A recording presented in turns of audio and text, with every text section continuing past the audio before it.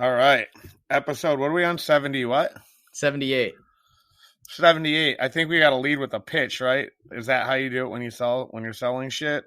Yeah, I mean, you're the sales guy. Apparently, I'm really shitty at selling, so I'm gonna you be the sales guy. It's so like when you do it, it's not like, you know what I mean? It's like I could feel you like reading from a script, you know? All right, well, I will say though, today I posted for the conference, right? Mhm. Like a little pitch. And at first I was going to just post some random, yeah, you did. And I was going to post like just an image of someone on a jet ski. I'm like, wait a minute. We got all these great photos from the conference, like everyone having a good time and learning and all that shit. So I reposted and I was way better. So I'm happy with myself. Yeah, except the link that actually when I reposted the link, the heading and then the image attached to the heading is like a picture of Rachel, like Rachel's headshot. Oh, it's pulling a random image from the. Yeah, it's so random. You know what I mean? Well, at least it's her and not you. Yeah, well, I mean, I don't know, man. I mean, it depends on who you're talking to. I'm a pretty good looking guy, but it's so like formal though. You know what I mean? We're like looking off to the side, like it looks like one of those like our call center is on standby to assist you, like.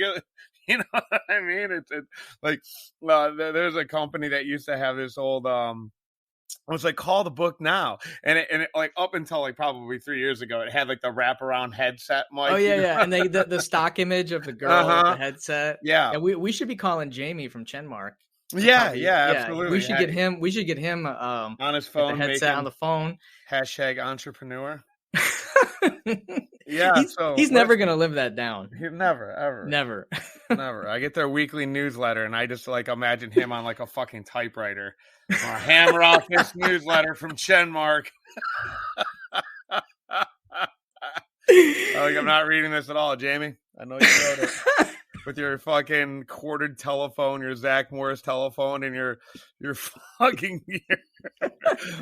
What were those things right before computers, like in between typewriters and computers? What were those called? You don't talk about you type it out and it would like print it out. It was like an electric typewriter almost. Come on, dude. Word processor? Word processors. Yeah. Jamie's on his word processor. Well, we should give everyone some context to Jamie. Do you want me to pitch this fucking thing or what? No, but I mean we talk about inside jokes and we got listeners. It's true. We got it. Yeah, we got to give them we got to give everyone that way when they see Jamie, they know the joke. Yeah, so Jamie from like pitched us on like wanting to come on, having Trish that's like private equity and they're Captain Fish or whatever, Captain Fish. I always thought it was weird. And then we initially at first I normally don't throw anybody on the bus. I was like, I think he could be a good guest. I think she could be a good guest. So it's like, and then Greg's like, I don't know, man. It's like private equity, and they're pitching me from LinkedIn, and it seems like a fucking phishing scam, or someone's just like cold pitching. And then and I kind of like looked into it a little bit more, and I was like, man, it does like seems like legit. But then I was like, then I looked at his picture. I didn't know what his picture was on LinkedIn because it was so small. I was like on my phone. Then it clicked on, and he's like wearing a suit, and he's like in this weird pose where he's like. I don't know if he was like on a rotary phone but it was like an old timey phone. And he was like wearing like a suit and like pointing off in the distance. And it was just like, if you like Shutterstock business, man, it would be like that picture. So I was like, then I got on board with you. I'm like, oh no, I think this is like some like Indian, like fucking guy, like who just Googled a picture of a businessman. And so like we blew him off for forever. And then, I can't remember what it was. We ended up. Then he came to the conference, and then that's right. He showed up at the conference, and we're like, "You are a real person." Do you have your mobile phone with you, like with the case, like the purse case with the giant phone in the side, like Michael Douglas style from Wall Street? But it was the interesting thing about this is that Jamie and Trish are like the most legit people. Chenmark really is an amazing company. They actually just acquired.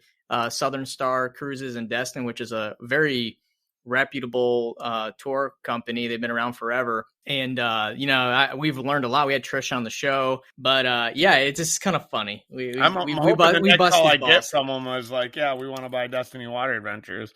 But, yeah, man. Just bring your StarTAC Motorola phone and a bag full of cash and a fucking Bored Ape Yacht Club NFT. We're good to go. Speaking of which, in September 26th and 27th, you probably meet Jamie from so if you guys haven't been paying attention, we have a watersports conference coming up, and it's going to be super great. We're really getting deep on the programming. Last year's event was, I wouldn't say we threw it together like last minute, but it was just kind of like Greg's like, I want to do it. Well, we did kind of throw it together last night because it was supposed to be attached to a rival. Then they canceled the rival. Greg wouldn't give up because I was like, dude, no one's going to come. Like, we were piggybacking off a rival. I was not a believer. And it ended up being a great event. Like, I had just as much fun and I learned just as much. If that would have been attached to a rival, if it would have been a 3-day event. So this year we decided to do a 2-day event in the spirit of scaling. We're going to have a lot more speakers, a lot more guests, a lot more nightly, like happy hours. You know, the programming on this thing is going to be super fun. And the best part about it is if you buy it before July 1st, it's $150, man. Like, it's $150. Everyone that's listening to this show, listen, I know what you guys are doing. You can do $150 to come out and hang out. And if you don't, it's what, $200 after the regular 200, price? Yeah, after July 1st. So it's already a steal. So if you don't get on the early bird pricing for July 1st, I mean, it's at $200. So even that's really a steal, but $150 is ridiculous to come spend 2 days, learn all of the new. I mean, listen, this is all anybody that's coming and speaking. This is all they think about. They are sick, twisted fucking people that all they do is think about marketing and water sports. And the wealth of knowledge that's going to get brought to the table, things like how you can optimize your res tech, how you can optimize and scale your relationships with OTAs. And that's just the beginning. We're going to do some sales training. We're going to have some motivation. We're going to have pricing. We're going to have what's new in the industry. If you want to scale your business, if you want to be ahead of your competition, get on here quick. And I'm going to be screening. So if you're listening to this from Destin, I don't even know if you're going to be allowed to come because I don't want you using all the valuable shit that I'm going to be using next year to kick your fucking asses. No, I'm just kidding. Well, so this conference is the one that you can bring your employees. If you have an employee or a manager that is looking to have a career in water sports or boat tour operations, like this is the event to bring them. There's a lot of conferences where you just would go yourself or you'd bring like your co-owner or partner, but this is an event you actually bring your team to. And it can be you can even use this as like a team building event too, because we have 2 days, we have nightly events. You can come a day early or stay a day later and go to one of the theme parks, but this is meant for your team to come and learn and become educated. And if you're serious about having a career in water sports and boat tour operations, there's no better event. There is no other event. Like tell me another event where you're bringing all the brightest minds, I believe, in water sport, boat tour operations. There isn't. So the team part, I think the team part is huge. Without like we're not trying to make like a podcast about the event, but I've been thinking about that as well. Because I see it all the time in water sports that keeping your staff is really hard, especially in this market, especially in the labor market that we're dealing with right now. So to find someone, to hold on to someone, to keep someone that's a really valuable employee and a team member and somebody you want to help them grow, we're going to be talking a lot about that this year. And show them that you appreciate. Show them that you appreciate them. Bring them to the event. Spend a few $100s on a ticket and a hotel room for them. Great way to spend a few days. Yeah, absolutely. We're going to have a lot more to talk about regarding the conference. Pretty much every show until September 26th, there's going to be something about the conference. But we really want to have all of you come and hang out. So. September 26th and 27th. You can get information within our group.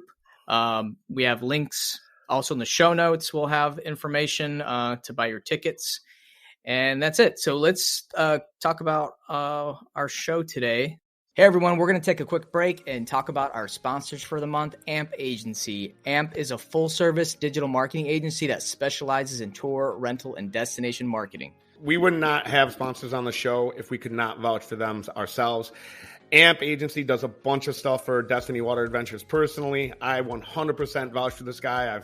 I've handed them over to other companies in the past before they officially became a sponsor, and they have had nothing but great things to say. If you guys are doing your own marketing and doing a piss poor job of it, do yourselves a favor. Hand yourselves over to AMP Agency, specifically Steve Edwards, their CEO, will call you personally and have a great conversation with you about what you guys need to do for your marketing. Listen, guys, they do pretty much everything in digital marketing: website development, maintenance, Google AdWords, PPC, graphic design, social media management, SEO, and a myriad of other things. When you choose a marketing company, it's so important to choose a company that knows your industry. And AMP Agency knows activity marketing, especially water sports and tours. They got a promo going for Awkward Watersport Guy listeners for their managed websites. Use promo code Awkward Podcast when you go to amp.agency. Again, that's amp.agency, promo code Awkward Podcast. You get 3 months free and get started with AMP Agency. All right, guys, let's get back to the show. There was 2 incidents that happened over the weekend, and we're probably not going to talk about both of them, but I just want to mention them. One of them was there was a parasailing incident in South Florida, and also there was a drowning of a gentleman that was attempting to fix his rental boat and got swept up in currents. Interesting enough, both of these went nationwide, the news. And, Kevin and I just wanted to talk about, we're going into the heavy boating season. Safety is something that we preach heavily on the show. And I think it's like a good opportunity for us to discuss these situations. Now, we are not legal experts. We're just talking as just water sport professionals and some of the things we noticed. So I'm going to go in a little bit of details. We'll focus on the since more people in here are rent things. I thought we'd focus on this situation. And this actually happened in Destin, Florida. It made national news. And what basically happened is over the weekend, a man rented a pontoon boat with his friends, and they went out to Crab Island. And Crab Island, if you don't know about Crab Island, is surrounding the island, there's heavy currents. Certain times of the day, it could be really bad. And apparently the gentleman was fixing the engine while close to a current. My guess is that the boat veered off more into the current and it starts moving. Kevin, you're there more than I am. I mean, you can explain the currents there, but he drowned from it. And it's a real interesting, and I think what's interesting about the thing is that like he was fixing it, and where is the outrage on this? Is it why is the customer trying to fix this rather than call? Like what's going through their minds? Was it a customer or was it a private boat owner? It was a customer that rented a boat. Yeah, it's real funny because I just read the full county ordinance, that we have coming up. And then, oddly enough, next week's guest, Andy Kurtz, brought up from Seaforth, owns Seaforth in California. He brought up a Florida bill that I was unaware of. It's CS SB 606, and it is the Boating Safety Act of 2022. It's really ambiguous. It's like, you have to be a livery to be a livery. It like literally says that. It's like you have to have a literal. It verbatim. It says. So you have to have a livery license to be prohibiting liveries. Yeah. Did you read it? Did you Google it? I have not. No, but yeah, you have to have a livery license to be a livery. Yeah. What I'm assuming is that they're trying to prevent these people who buy boats off Facebook Marketplace and then put them on Get My Boat and try to make a living doing it. And they don't have the proper credentials to be renting vessels. Well, like it sounds like they see that there's like a potential, like an Uberization, if you will, of the boating industry. And they're trying to put a stop to platforms letting common people just rent their boats out. And then obviously national news the accident in Marathon concerning the parasail boat. I hate to take like a hard line stance on this shit. But it's like when they enacted the parasail bill, White Miskel Act, how many parasail deaths did it stop? Like one per whatever. I don't know what the actual number is. Let's call it like 1 in a million. It didn't change. We had a death last year in South Florida. We had a death this year in South Florida. People are going to drown when they go boating. When people jump out of fucking airplanes, their chute's not going to open. There's only so much governmental involvement that you can get involved. Like, but most of this shit, it's not going to stop anything from happening. You can put wristbands on people, and you know what I mean? Like, it's not going to change shit. Like, I think it's mostly for politicians to show their constituents that they are doing something about it. I mean, my God, dude, how are we going to stop people getting trampled in like fucking bull riding accidents? Maybe we should put a fucking law out there. I'm not saying that there shouldn't be like laws regarding this stuff, because there's shady operators, but it becomes frustrating for me because, like, for example, I don't want to go beat my drum, but I hate the stupid video thing. Make them watch a video. No, I don't make my people watch a video. Because I have my employees, I train my employees, and I have explained it to them to their eyes. We have a conversation. When you fucking go and get your driver's license, you have to go do a driver's test. They don't just have you watch a video and give you a driver's license and send you the fuck off. And that's government getting involved. And I know we sponsored that video, and the video was great, and everybody's fucking doing a victory lap. But to me, it's not enough. It's not enough. I'm not giving you a boat.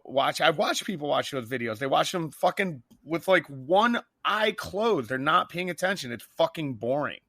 And nobody pays attention. I don't need a law telling me a piss poor way of educating my customers. At the end of the day, if I give my kid a fucking car, I'm not going to be like, hey, watch this video on YouTube and fucking get in my Lincoln and go for a ride, dude. No, I'm going to get next to you. I'm going to explain to you. I'm going to watch you. I'm going to see what you're doing wrong, because everybody's different and everybody learns differently.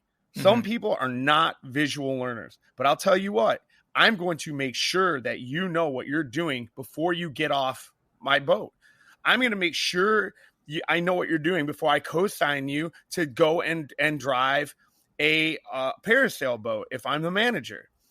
So, so ultimately, I think it comes down to each individual operator to do everything they can to educate themselves, to stay training their employees, to not be absentee. I get it. You can't be there 7 days a week because that's what this game is.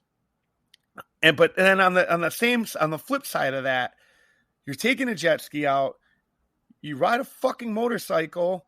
Ask anybody riding a motorcycle. It's not if, but when you're going down. There's going to be accidents in the industry. And it doesn't matter how many laws we have or how many politicians get involved. There's still going to be accidents in the industry. Period. From fixing a boat in a current, like, I agree. Yeah, I probably should have called the people. Look, if you are having your customer, like, I don't even fuck with it. I just got a wonderful 2-star review from a gentleman who was upset because his boat went down. We brought him another boat. Like, I just have another boat on standby all the time, aside from my rescue boat that I keep, that I don't rent out. If a boat goes down, I got 20 boats. I'm curious. So if a customer is broken down, what does your team tell the customer? Do you hang tight? We'll be there in 15 minutes. You don't tell them to touch the engine? No.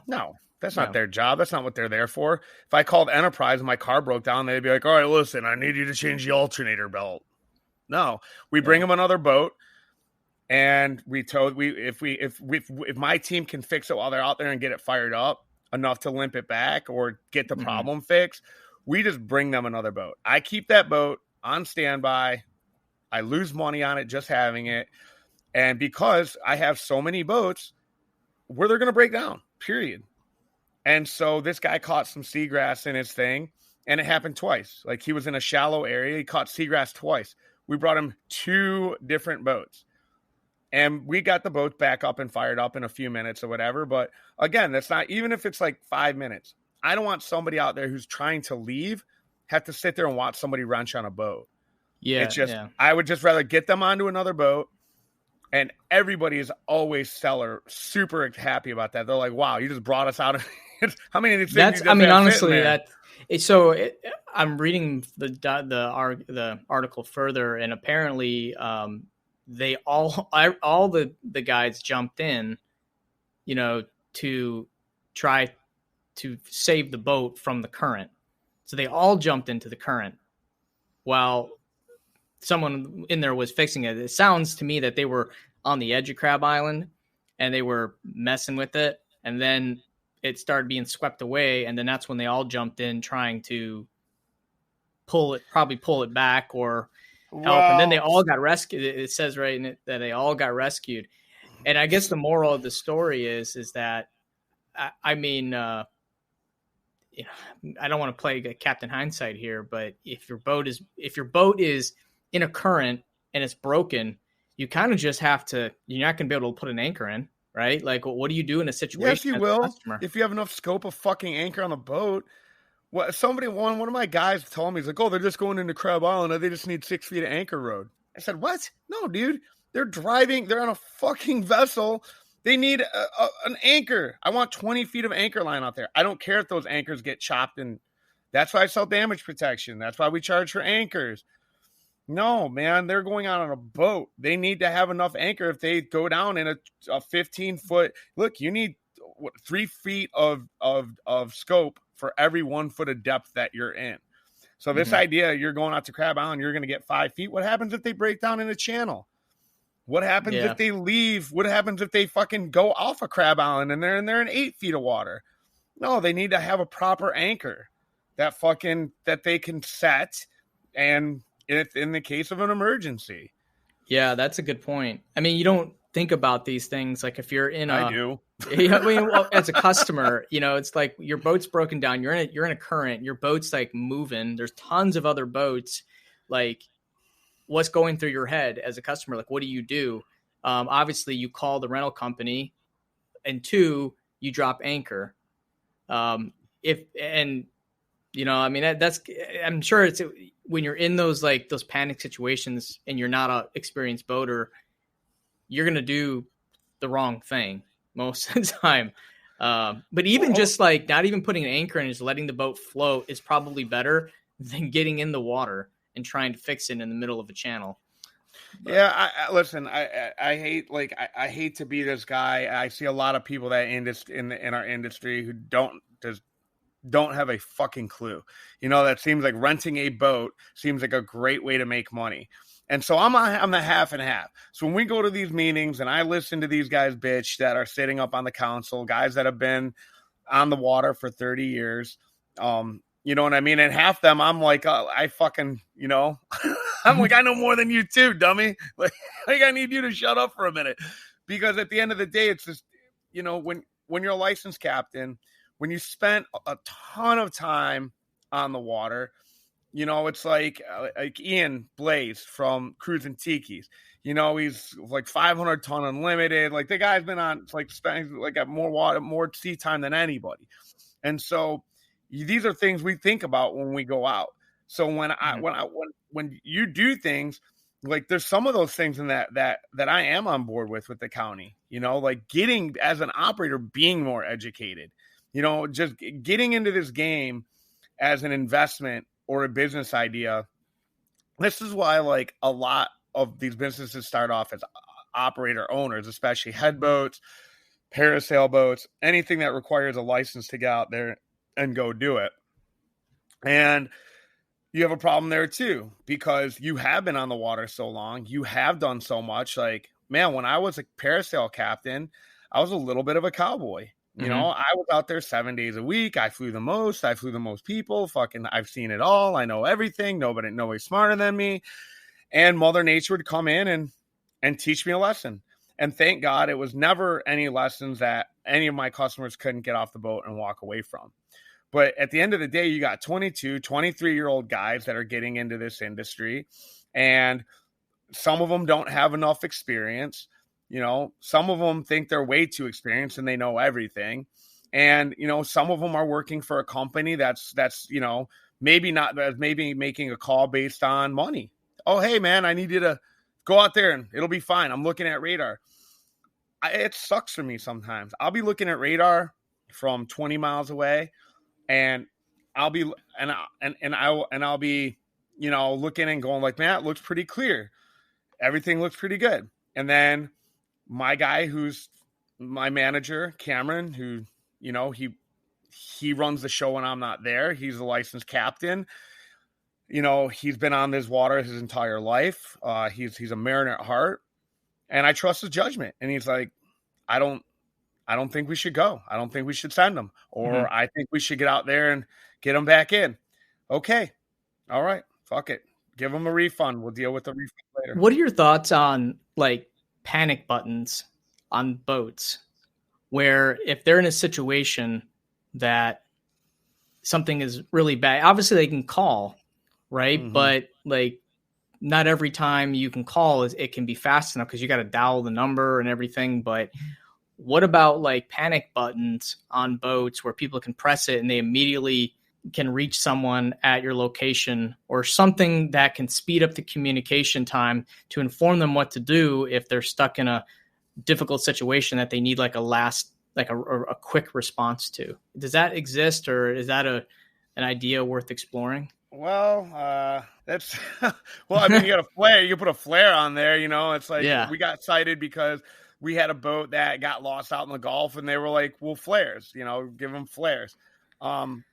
And that kind of concerns me, because I'm like, man, I the things I've seen people do with our equipment is like giving somebody a fucking flare would be like, I might as well just give them a 5-gallon thing of gasoline and a fucking bunch of matches, and maybe like a fucking untrained monkey, and we'll just put them on a fucking boat and they could set fire to the whole fucking place. You know what I mean? Like, have fun, guys. So like, I feel like a panic button, I would be out there every 2 minutes, every time someone panicked. And I don't even know like how that would exactly work. I don't think there's anything, if you were to a point where somebody's actually in danger and it's gotten so far past the point that you have not come into action and they're in trouble. Mm-hmm. You know what I mean? Like us getting swept away or something like that. Like there's nothing, you know what I mean? There's really nothing you can do, So for example, I solve for everything I can for safety. I have geo fences located on everywhere. If they're a couple 100 yards from the jetties, we don't want them going out in the Gulf. We get an alert before they're already out there. I get an alert before the storm hits. You know what I mean? But if we should be monitoring all this stuff at all times. And to the point of what happened in Marathon, at the end of the day, it's that captain's call. What can ownership do other than make the call themselves? Is somebody like, how many layers of protection do you have? That's the question. And I personally have enough and will pay for enough that anything that could potentially hurt my customers or put me out of business, then that's how many layers of protection I have. Oh, what else do you have? Cool. I'm in on that too. Fine. I'll add $1 to the price of my product and it'll pay for it. Or I'll just hurt my bottom line, but the longevity of my business will go longer. So this is like one of those industries where doing the minimum, even though the insurance might require you to do X, Y, Z, and that's all you have to do, doing the minimum is not the path. It's doing, like you said, do as much as you have to do to make sure the longevity and sustainability of your company will go for a lifetime, because it literally, doing the minimum is not enough. And sometimes you can do everything in your power. Yeah. And it's still going to happen. You know what I mean? Like there's at the end of the day, we're doing something that we engage in death-defying shit. And sometimes you don't defy death. Sometimes you lose, man. Like you go jumping out of a thing, You go on a jet ski, you go on a motorcycle, you speed, you go on a parasail trip, you go snorkeling. Like, you know what I mean? Like, and don't get me wrong, I'm a little biased here. Like, if it was my kid that was in a parasail, that, you know, obviously I might feel different. But at the same point in time, like, you have to take responsibility for what you're going and doing out there, even if it's somebody else's fault. Like, if somebody crashes into you, well, you're on a jet ski in open fucking water. You don't have gills. You don't have fucking fins, you know. We're a land-based mammal. Like, you know what I mean? You're doing shit. Like, we all have kids, man. How many times have you been like, oh shit, as a parent, and you were like one split second away from a kid falling down the stairs or falling off the bed or walking out into you're on the beach. Like, how many times a year do kids drown in pools? You know what I mean? Like, shit happens. Like, if you have a pool, the likelihood, like, you talk to any like risk assessment and insurance adjuster and all these things, you know, it's people who literally get paid to assess the risk. If you put a pool or move into a house with a pool and you have children that are under the age that know how to swim, the likelihood of them drowning goes up exponentially, period. If you go parasailing, the likelihood of you dying in a parasail goes up. It's what you sign up for. You sign the release of liability. It sucks. I get it. But everybody's boats go down. Storms come from out of nowhere. Like, we do everything we can. Nobody gets behind the wheel of a boat, driving a parasail boat, and wants to fucking hurt somebody. Who's like, oh, I'm going to do this out of greed. Sometimes ego comes to play, but it's just like anything. You're in the left-hand lane, and there's a guy doing 65, and fucking there's a car in your blind spot, and you want to go around them. It's life. It happens, you know? And this is like, everybody is so fucking happy, and every lawyer wants to get $10 million, and in the state of Florida, that release of liability they sign doesn't mean shit. It goes right out the window. They sue, the insurance company pays, and they know it.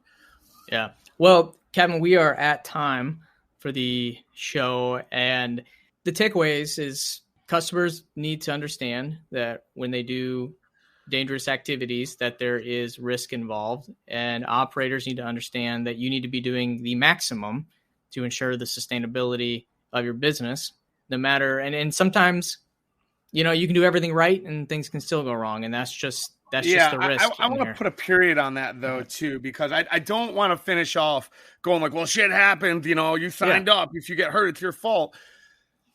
As an operator, no matter what the law says, is there something you can do? The law would not exist if it wasn't for us. We're the ones who set this shit up. We're the ones who created the market. From jet skis to parasailing, no legislative body knows more about our industry than we do. No city council member knows more about the water than you do, about your boats and about your customers. And if they do, you're fucking up. You have no place in this fucking industry. Go get another fucking job. Because if you're not doing everything you can to bring those people back in one piece, then you are 100% absolutely fucking doing it wrong. I've had too many sleepless fucking nights, and I've lost plenty of money to make sure that my customers are always fucking safe, because we are stewards of our waterways and we are ambassadors of our industry, and it is 99.9% up to us. Yes, there's a 0.1% chance that something bad happens, because that's life. And I feel like everybody going into this should know this, you know? So at any rate, that's it. Come to the conference, fucking learn more. Listen to me pontificate. Pontificate. That's the word. Yeah. All right. Yeah. Let's pontificate on safety. All right, everyone. Well, hey, thanks for listening. Make sure to join our Facebook group in the show notes and follow us on our socials, and we will see you next week. Keep it awkward, but more importantly, keep it safe.